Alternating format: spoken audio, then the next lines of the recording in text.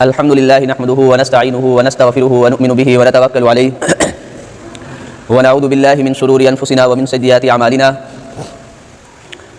من يهده الله فلا مضل له ومن يضلله فلا هادي له ونشهد أن لا إله إلا الله وحده لا شريك له ونشهد أن محمدا عبده ورسوله فأعوذ بالله من الشيطان الرجيم بسم الله الرحمن الرحيم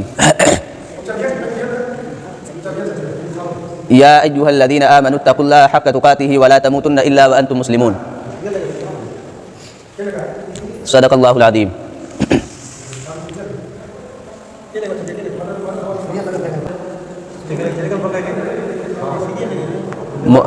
معزز سامعین کرام، بزرگان محترم،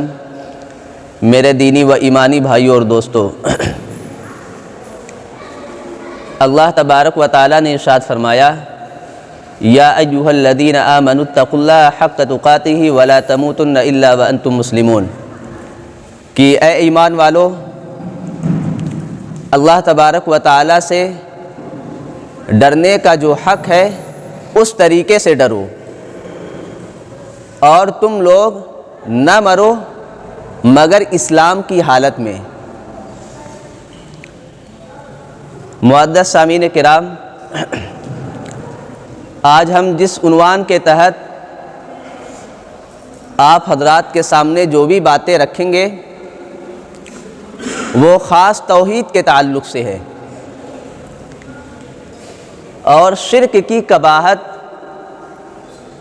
اور اس کی ناپسندیدگی کو بیان کیا جائے گا۔ قرآن شریف کے اندر اللہ تبارک و تعالیٰ نے جتنی بھی نبیوں کا ذکر کیا ہے ان کی دعوت اور ان کا مشن صرف ایک اللہ تبارک و تعالیٰ کی عبادت کرنا تھا، جیسا کہ اللہ تبارک و تعالیٰ نے ارشاد فرمایا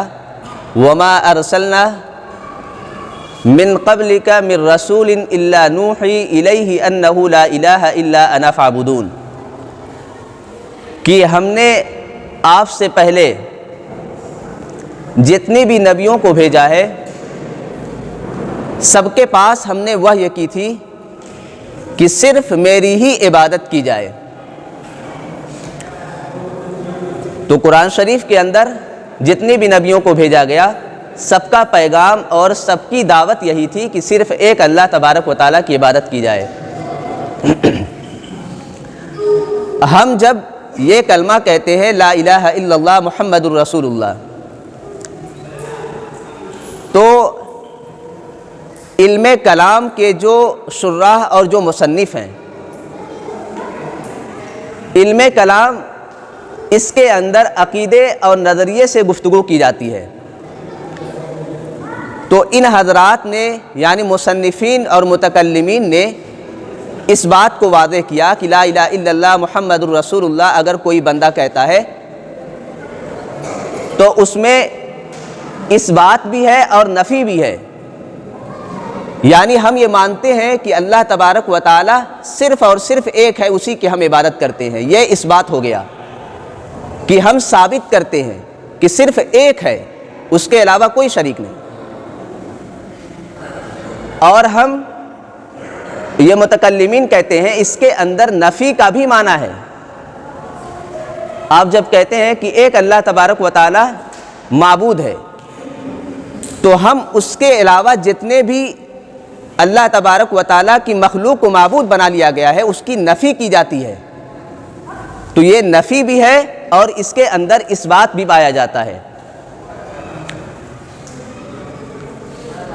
اور اس کے علاوہ حضور صلی اللہ علیہ وسلم کی جب تعلیمات پر ہم غور کرتے ہیں تو ہم روزمرہ کی جو دعائیں ہوتی ہیں اس کے اندر بھی حضور صلی اللہ علیہ وسلم نے بارہا اس مضمون کو توحید کے اسلوب میں بیان کیا ہے کہ ہم سونے کی دعا جب پڑھتے ہیں اس کے اندر بھی توحید کو بیان کیا گیا، اسی طریقے سے ہم جب کھانا پینا شروع کرتے ہیں، کھانے سے فارغ ہوتے ہیں، اس کے اندر بھی توحید کو بیان کیا گیا۔ تو توحید کے مفہوم کو مسلمانوں کے ذہن میں بالکل پیوست ہو جائے، اس بنیاد پر حضور نے دعاؤں میں اس پیغام کو بہت زیادہ مسلمانوں کے اندر رائج کیا۔ اسی طریقے سے عرب کا جو سماج تھا اس میں بدشگونی بہت زیادہ تھی، وہ لوگ مختلف غلط عقیدے اور نظریے میں مبتلا تھے۔ جیسے کہ مثال کے طور پر اگر کوئی پرندہ دائیں سے بائیں جانب چلا جاتا یا یہ کہ دائیں سے بائیں جانب چلا جاتا تو وہ اس کو اپنا سفر شروع کرتے اور سفر نہیں بھی شروع کرتے، تو اس کو وہ معیار بناتے تھے۔ تو حضور نے بدشگونی سے بھی منع کیا۔ آج ہم نے جو اس عنوان کو منتخب کیا ہے، ایک تو توحید کو ثابت کرنا ہے، اور ایک ہفتہ پہلے راجیہ سبھا اور لوک سبھا کے اندر ہمارے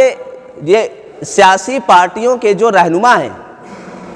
ان حضرات نے 8-10 گھنٹہ اس عنوان پر گفتگو کیا تھا کہ وندے ماترم کہا جائے یا نہ کہا جائے۔ تو مسلمانوں کا جو موقف ہے، تو وندے ماترم کے اندر مشرکانہ عقیدے اور نظریے پائے جاتے ہیں۔ اس بنیاد پر مسلمان اس کی مخالفت کرتے ہیں۔ تو ہم نے ابھی 2-3 باتیں آپ حضرات کے سامنے توحید کے اس بات کے تعلق سے گفتگو رکھی ہے، تو آپ اس کو اچھے طریقے سے سمجھیں کہ اسلام کے اندر توحید کے مفہوم کو کس طریقے سے بیان کیا گیا ہے۔ ہم نے ایک بات یہ رکھی کہ حضور صلی اللہ علیہ وسلم سے پہلے جتنے بھی انبیاء کو بھیجا گیا،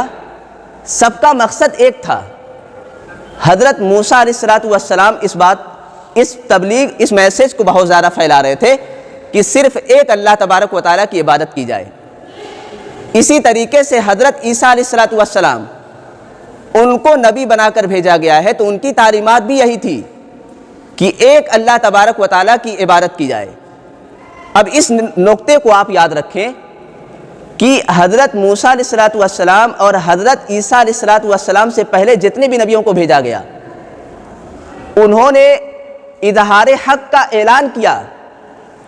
لیکن ان کی تحریک ایک انقلاب نہیں بن سکی۔ آپ اس نقطوں کو یاد رکھیں کہ جب حضور صلی اللہ علیہ وسلم کی بعثت ہوئی ہے، تو یہ توحید کا جو مشن تھا، یہ صرف اظہار حق کا اعلان نہیں تھا، بلکہ یہ ایک انقلاب بن گیا تھا۔ آپ خود سوچیں کہ حضور صلی اللہ علیہ وسلم کی بعثت کے بعد جو جماعت تیار ہوئی تھی، یہ قرآن و حدیث کی تعلیمات کو لے کر کے اتنے مخلص اور حضور صلی اللہ علیہ وسلم کے اتنے وفادار ثابت ہوئے کہ پوری دنیا کے اندر آج آپ دیکھ لیں، ہر مذہب کے اندر شرک پایا جاتا ہے، خواہ وہ یہودی ہوں، عیسائی ہوں، جین مت ہوں، بدھسٹ ہوں یا ہمارے ہندو بھائی ہوں، سب کی تعلیمات کے اندر شرک پایا جاتا ہے۔ عالمی سطح پر صرف مسلمان ایک ایسی قوم ہے جو صرف اللہ تبارک و تعالیٰ کی عبادت کرتی ہے۔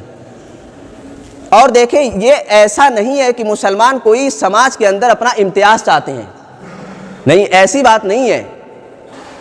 چونکہ توحید کے ضمن میں جو تعلیمات فروغ پاتی ہے، اس کے اندر ایجوکیشن، تعلیم کو بہت زیادہ پھیلایا جاتا ہے۔ اب ایک عام مثال لیجئے، اگر کوئی بندہ چاند کی پوجا کرتا ہے، اب وہ یہ نہیں چاہے گا کہ میں چاند کے بارے میں تحقیق کروں، کیوں؟ اس لیے کہ وہ چاند کو اپنا معبود مانتا ہے۔ جہاں یہ عقیدے اور نظریے بہت زیادہ عقیدت اس کی تحقیق اور ریسرچ سے روک دیتی ہے۔ اگر کوئی چاند کی پوجا کرتا ہے تو اس کی تحقیق نہیں کرے گا۔ تو مسلمانوں کو یہ تعلیم دی گئی کہ تم پوری دنیا کو مسخر کر لو، ہر ایک چیز کے بارے میں تحقیق کرو کہ اس کی حقیقت کیا ہے۔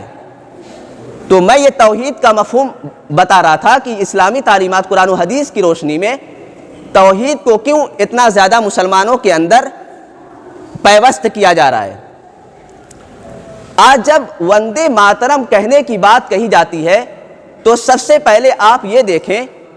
کہ اگر کوئی بچہ ہے اپنے ماں باپ سے محبت کرتا ہے، اسی طریقے سے کوئی بھائی اپنے بھائی سے محبت کرتا ہے۔ اسی طریقے سے ایک محبت یہ بھی ہے کہ ملک کے باشندے اپنے وطن سے محبت کریں، پردیس میں رہنے والے لوگ اپنے وطن کے موسم، کھانے پینے کی چیزیں، اسی طریقے سے اپنا کلچر اور اپنی تہذیب و ثقافت سے بہت زیادہ محبت کرتے ہیں۔ تو اس محبت کا معیار یہ تھوڑی ہے کہ آدمی اس کو بھگوان ماننے لگے یا اس کو معبود ماننے لگے۔ بھائی جس طریقے سے ایک بچہ اپنے ماں باپ سے محبت کرتا ہے، اب ماں باپ اس سے یہ مطالبہ تھوڑی کریں گے کہ تم ہماری پوجا کرو، نہیں، ایسا نہیں ہے۔ چونکہ محبت کا معیار پوجا کرنا نہیں ہے، بلکہ مسلمان وطن سے محبت کرتے ہیں تو محبت ہے، اس کا یہ معیار نہیں ہے کہ آدمی ملک کو پوجنا شروع کر دے۔ اسی طریقے سے وندے ماترم کے تعلق سے اگر کوئی آدمی زبان سے بات کہتا ہے تو اس کا یہ مطلب نہیں ہے کہ اس کی جو خدمات ہے اس کو فراموش کر دیا جائے۔ 1857 سے پہلے آپ مسلمانوں کی تاریخ اٹھا کر کے دیکھیں کہ مسلمان عملی طور پر ہمارے بھارت کے لیے بہت ساری خدمات ان کی ہیں، یہ اپنے بھارت کے لیے بہت وفادار ثابت ہوئے ہیں، خواہ وہ سید احمد شہید ہوں یا یہ کہ ٹیپو سلطان ہوں یا بہادر شاہ ظفر ہوں۔ ان تمام حضرات کی آپ جب سوانح پڑھیں گے تو یہ اپنے بھارت کے لیے مر مٹنے کا جذبہ رکھتے تھے اور قربان بھی ہو گئے۔ لیکن اگر آپ یہ کہیں، مسلمانوں سے مطالبہ کریں کہ بھائی آپ وندے ماترم کہیے، تو وندے ماترم کہنا یہ اس لیے بھی غلط ہے کہ ہمارے بھارت کا آئین اس کی تائید نہیں کرتا ہے۔ دیکھیں، مسلمان اس بات کو ہمیشہ یاد رکھیں، سب سے پہلے قانون کی بالادستی کو آپ مد نظر رکھتے ہوئے کوئی بھی بات کہیے، چونکہ ہمارے لیے قانون کی بالادستی بہت اہمیت کی حامل ہے، ہم قانون کے خلاف کوئی بھی بات نہیں کہہ سکتے ہیں۔ تو جب وندے ماترم کی بات کہی جاتی ہے تو ہمارا ملک، ہمارے بھارت کا آئین ہم کو اجازت دیتا ہے کہ آپ مت کہیے۔ اور یہ بھی آپ یاد رکھیں، سپریم کورٹ، ہائی کورٹ کے جتنے بھی جج ہیں، سب نے جب بھی کوئی فیصلہ کیا ہے اس تناظر میں کہ بھائی آپ وندے ماترم کہیے، تو جج نے اس بات کو ضرور کہا ہے کہ دیکھو، محبت کا معیار اور وطن سے عقیدت اور محبت یہ نہیں ہے کہ اس کو پوجا جائے، اس کو بھگوان مانا جائے۔ جیسے ہمارے ہندو بھائی جو ہیں وہ بھارت کو ایک ماں کی حیثیت سے جانتے ہیں، تو مسلمان اس کو ماں کی حیثیت سے نہیں جانتا۔ اور محبت کا معیار یہ تھوڑی ہے کہ اس کو ماں مانا جائے، نہیں، محبت کا معیار یہ نہیں ہے۔ محبت کا معیار قربان ہو جانا اور سماج کی خدمت کرنا، ملک میں امن و امان کو قائم کرنا، یہ سب خدمات ہے۔ اور ہم ایک بات یہ کہنا چاہتے ہیں کہ ہم اپنے بچوں کو بہت زیادہ یہ سخت لہجے میں نہیں بلکہ نرم لہجے میں ہم محبت سے ان کو سمجھائیں کہ بھائی جو وندے ماترم ہے اس کو نہ کہا جائے۔ کیوں؟ اس لیے کہ ہمارے مذہب کے خلاف ہے۔ مسلمانوں کو یہ تعلیم دی گئی ہے کہ یہ صرف ایک اللہ کی عبادت کرے گا۔ دیکھیے، جب آپ کہتے ہیں نا کہ ہم ایک اللہ کی عبادت کرتے ہیں تو ہم اس معاملے میں بہت جذباتی ہو کر کے نہ کہیں، کیونکہ یہ ایک نیچرل تعلیم ہے، یہ ایک فطری تعلیم ہے کہ جو بھی بندہ پیدا ہوگا وہ اسلام کو مانے گا۔ آپ حضرت ابراہیم علیہ السلام کو ان کا ایک واقعہ ہے کہ جب انہوں نے سورج کو دیکھا تب انہوں نے کہا کہ یہ میرا خدا نہیں ہے، اسی طریقے سے چاند کو دیکھا تب انہوں نے کہا کہ میرا خدا نہیں ہے، تب ایک آخر میں انہوں نے سب چیزوں کا انکار کر دیا اور انہوں نے کہا اشہدو انی بریء مما تشرکون، کہ تم اس میں انی بریء مما تشرکون، کہ میں ان سب چیزوں سے بری ہوں جس کی تم پوجا کرتے ہو۔ حضرت ابراہیم علیہ السلام نے یہ جملہ کہا تھا۔ دیکھیں، حضرت ابراہیم علیہ السلام کو کسی نے بتایا نہیں تھا کہ ایک اللہ کی عبادت کی جائے، نہیں، چونکہ یہ انسان کی فطرت میں ہے، وہ صرف ایک اللہ کی عبادت کرے گا۔ اب دیکھیں، نیوٹن جو ہے یہ ایک سائنسداں تھا. اب سیب درخت سے جب نیچے گرا ہے تو اب اس نے اس بات پر تحقیق کی کہ آخر سیب نیچے ہی کیوں آیا, یہ اوپر کیوں نہیں چلا گیا. میں اس بات کو بتلا رہا ہوں کہ حضرت ابراہیم علیہ السلام نے کیسے توحید پر ریسرچ کیا اور اس پر تحقیق کی. تو حضرت ابراہیم علیہ السلام نے توحید کو مانا اور اس کی نشر و اشاعت کے لیے لگ گئے. اور ہم مسلمانوں کی بھی حضرت ابراہیم علیہ السلام کی تعلیمات کی ہی بنیاد پر ہم مانتے ہیں, جس کو حضور صلی اللہ علیہ وسلم نے پھیلایا. اللہ تبارک و تعالی ہم تمام مسلمانوں کو توحید کے عقیدے اور نظریے کو مرتے دم تک یہ ماننے کی توفیق عطا فرمائے. وآخر دعوانا الحمدللہ رب العالمین.